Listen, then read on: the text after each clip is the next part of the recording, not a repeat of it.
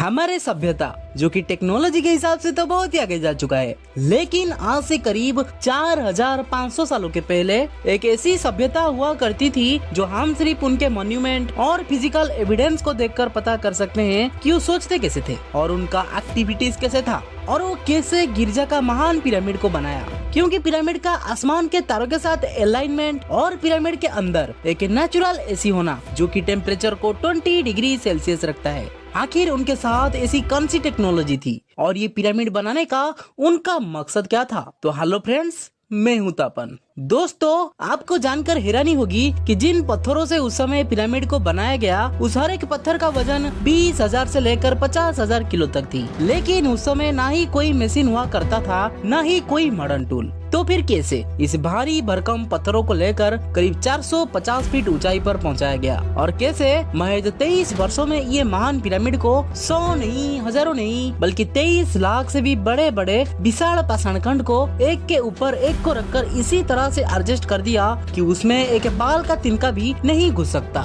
The great pyramid of गिरजा, जिसे locally अखेत Khufu के नाम से जाना जाता है, और इसे उस समय बनाया गया था जब सिंधु घाटी की सभ्यता और मेसोपोटामिया सभ्यता का विकास हो रहा था। और इसे उस समय इसलिए बनाया गया था ताकि राजाओं के शवों को दफनाकर सुरक्षित रखा जाए। इन शवों को मम्मी भी कहा जाता था। उसका कंस्ट्रक्शन का काम अराउंड 2547 BCE में शुरू हुआ था और इसका ऊंचाई करीब 146.6 मीटर यानी 30 मंजिला बिल्डिंग जितनी ऊंचाई तक थी। और इसकी बेस की लंबाई की बात करें तो ये तकरीबन 230 मीटर तक का है, जिसके वजह से इसका एंगल का झुकाव 51.5 डिग्री तक बन जाता है। एक एस्टिमेट के हिसाब से इस पिरामिड में 23 लाख बड़े बड़े पत्थरों का इस्तेमाल हुआ था, जिनमें कई पत्थरों का वजन 50 टन तक था। अगर हम इस पिरामिड का टोटल वजन का अंदाजा लगाने की कोशिश करें तो फिर ये पिरामिड का टोटल वजन होगा 60 लाख टन का। कई सालों से रिसर्चर्स के टीम ने ये जानने की कोशिश कर रहे थे कि पिरामिड के हर side exactly north, south, east और वेस्ट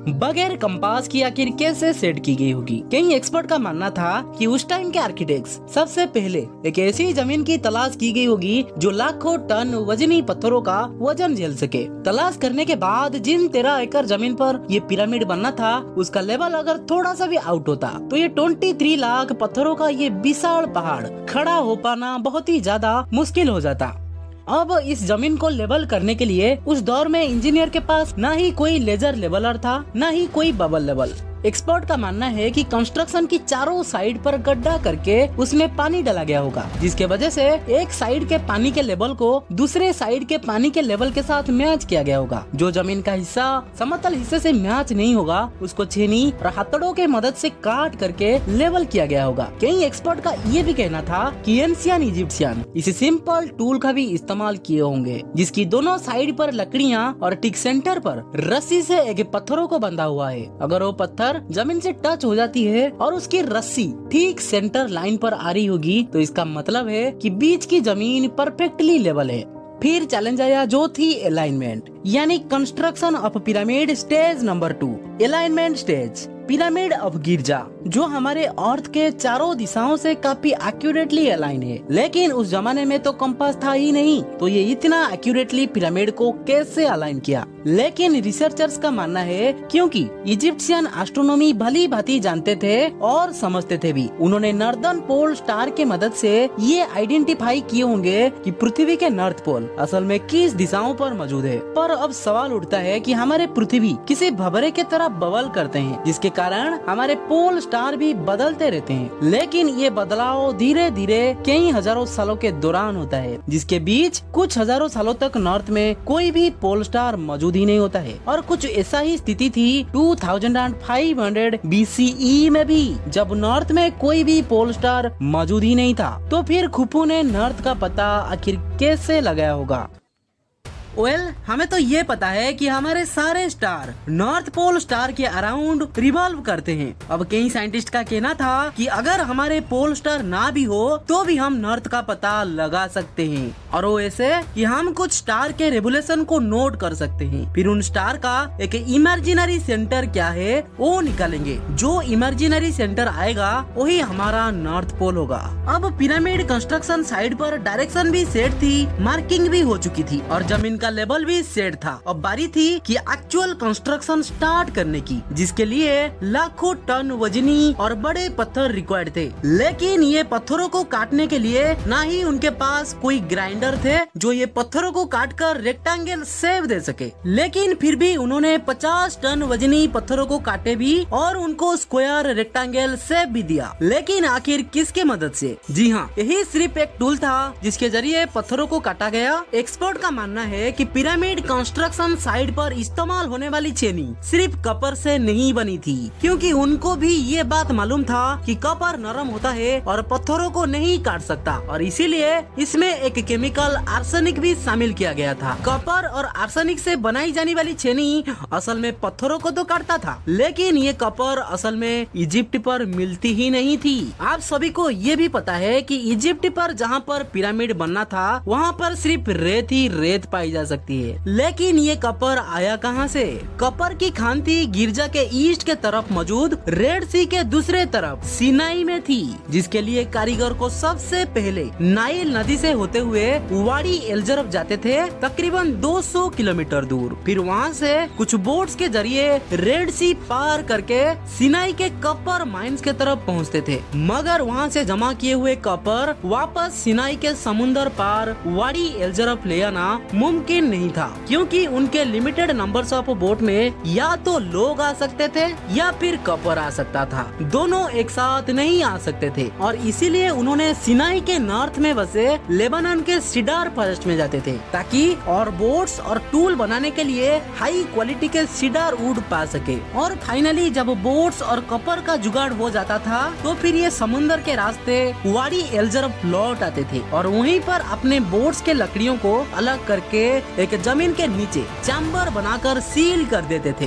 ताकि कंस्ट्रक्शन साइट पर अपना सामान पहुंचाकर वापस आने तक वाडी एलजरफ में पड़े उनके बोट्स में से लकड़ियों को कोई ना चुरा ले। अब यहाँ आपके मन में ये सवाल तो आ रहा होगा कि पत्थरों को काटने के लिए तो टूल्स आ गया, लेकिन मेन चीज जिसका पिरामिड कंस्ट्रक्शन साइट पर इस्तेमाल होना बहुत ही ज्यादा जरूरत था, यानी पत्थर, अब ये आएगा कहाँ से? क्योंकि ये खास किस्म का पत्थर जिसको आज हम लाइमस्टोन भी कहते हैं, उसकी कटाई पिरामिड कंस्ट्रक्शन साइट गिरजा से 250 किलोमीटर दूर डोरा के शहर में हो रही थी। अब चैलेंज था कि ये पत्थरों को गिरजा तक ट्रांसपोर्ट करने का, क्योंकि हर एक पत्थर का वजन 50 टन यानी 50,000 किलो के बराबर था, और ऐसे में 23 लाख बड़े बड़े पत्थर इस पिरामिड में इस्तेमाल होने थे। इतना ज्यादा वजनी पत्थरों को ट्रांसपोर्ट करने के लिए न ही उस दौर में कोई जानवर काम आ सकता था, न ही उनके पास बड़े बड़े ट्रक्स मौजूद थे। हैरत अंगेज तौर पर ये काम को वर्कर्स और बड़े बड़े बोट्स के मदद से किया गया। जी हाँ, जिससे कपड़ों को ले जाने के लिए बोट्स का इस्तेमाल किया जा रहा था, ठीक उसी तरह पत्थरों को काटकर टोरा और गिरजा के दरमियान मौजूद नाइल नदी का फायदा उठाया गया और बड़े बड़े बोट्स के जरिए ये पत्थरों को लाद कर पिरामिड कंस्ट्रक्शन साइट पर पहुँचाया गया। एक्सपर्ट का मानना है कि ये काम भी इतना आसान नहीं था, क्योंकि बोट्स में इतने बड़े पत्थर लोडिंग और अनलोडिंग में कम से कम 500 मजदूरों के आर्मी एक ही वक्त लगाए होंगे। क्या आपको पता है कि इस पिरामिड में 3 तरीके का पत्थर इस्तेमाल किया गया है? इंटीरियर के लिए ग्रेनाइट और बाकी स्ट्रक्चर के लिए येलो लाइमस्टोन और सबसे बाहर चिकने व्हाइट लाइमस्टोन के एक परत, जो बाहर से इस पूरे पिरामिड को प्लेन और चमकदार बनाती है। अब इन तीनों पत्थरों में से येलो लाइमस्टोन सबसे अधिक इस्तेमाल किया गया है,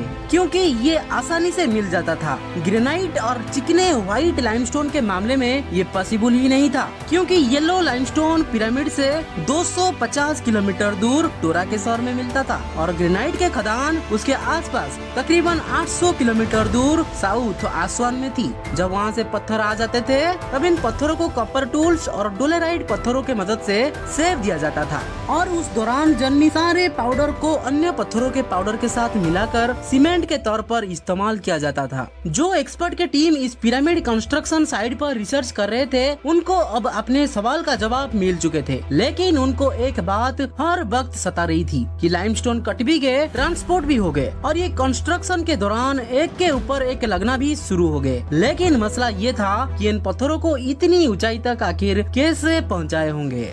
वेल खुफू और उनके कारीगर को ये ऑलरेडी पता था कि कई टन भारी ये पत्थरों को उठाकर अपनी अपनी जगह पर फिट करना इतना आसान नहीं होगा। इसीलिए उन्होंने एक रैम सिस्टम का इस्तेमाल किया, जिसमें वो 3 अलग अलग तरीके के रैम्स का इस्तेमाल किए थे। पिरामिड के बटम के 1/3 यानी 1/3 हिस्से में बड़े पत्थर इस्तेमाल होने थे ताकि बेस मजबूत हो सके, और इस हिस्से के लिए 12 to 20 डिग्री स्लोप वाला सीधा रैम का इस्तेमाल किया गया था, जिसके वजह से बड़े पत्थर मूव करना आसान हो जाए। लेकिन ये रैम को पूरे पिरामिड के लिए इस्तेमाल नहीं किया जा सकता था, क्योंकि ऊपर के स्ट्रक्चर के लिए ये रैम का एंगल बढ़ाना पड़ता, जिसके वजह से मजदूरों को भारी पत्थर ऊपर ले जाना बहुत ही ज्यादा मुश्किल हो जाता। और इसीलिए ऊपर के लेयर के लिए 2 स्पाइरल रैम बनाए गए थे, एक बाहर के तरफ से और एक अंदर के तरफ से। जो बाहर का स्पाइरल रैम था उसका इस्तेमाल अंदरूनी चैम्बर में लगने वाले 50 टन भारी ग्रेनाइट के ब्लॉक्स को ले जाने के लिए किया गया था, और जो अंदरूनी स्पाइरल रैम था